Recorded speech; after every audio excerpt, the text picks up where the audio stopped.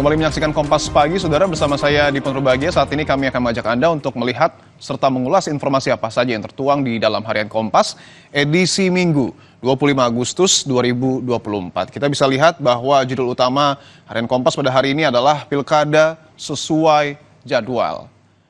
Ada juga foto utama yang kemudian ditambahkan di halaman muka ini yang menunjukkan bahwa rapat konsinyering juga telah dilakukan untuk kemudian menetapkan ataupun merancang PKPU.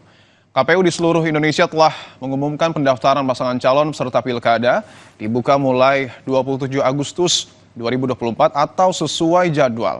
Peraturan KPU terkait pencalonan yang isinya sesuai putusan MK akan ditetapkan pada hari Minggu ini. Pemilihan kepala daerah 2024 digelar sesuai jadwal.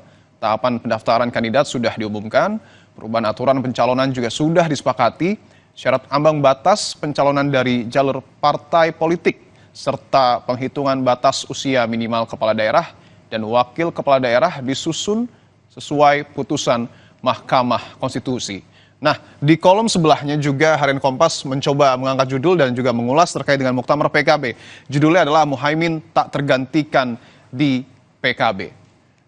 Muktamar Partai Kebangkitan Bangsa 2024 hampir dipastikan akan mengantarkan Muhaimin Iskandar untuk memimpin kembali partai itu periode 2024-2029 atau yang keempat kali.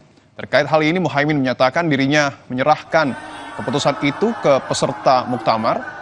Wakil Sekretaris Jenderal PKB Syaiful Huda mengatakan nahkoda PKB periode 2024-2029 dipilih bersamaan dengan sejumlah agenda penting lainnya dalam Muktamar PKB 2024 yang digelar Sabtu hingga Minggu. Nah, informasi terbaru yang juga kami dapatkan bahwa betul sesuai dengan apa yang kemudian diprediksikan Harian Kompas pada hari ini, malam hari kemarin, Muhaimin Iskandar ataupun Caimin terpilih kembali secara aklamasi sebagai Ketua Umum PKB di dalam muktamar yang digelar di Nusa Dua Bali.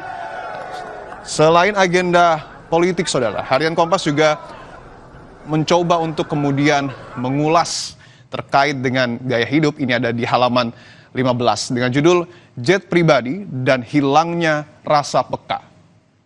Perilaku orang-orang super kaya yang memakai jet pribadi mendapat banyak kritik publik. Selain berbiaya mahal, moda transportasi itu juga menghasilkan polusi lebih banyak. Sangat sedikit warga di bumi ini yang dapat mencicipi kemewahan sebagai pengguna jet pribadi atau membiayai perjalanan dengan jet pribadi.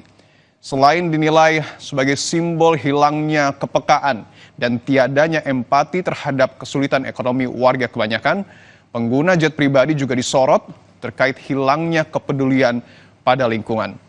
Itu tadi, Saudara, sejumlah informasi penting dan menarik yang dapat Anda nikmati dan Anda baca di Harian Kompas edisi Minggu 25 Agustus 2024 atau Anda juga dapat mengaksesnya melalui laman kompas.id.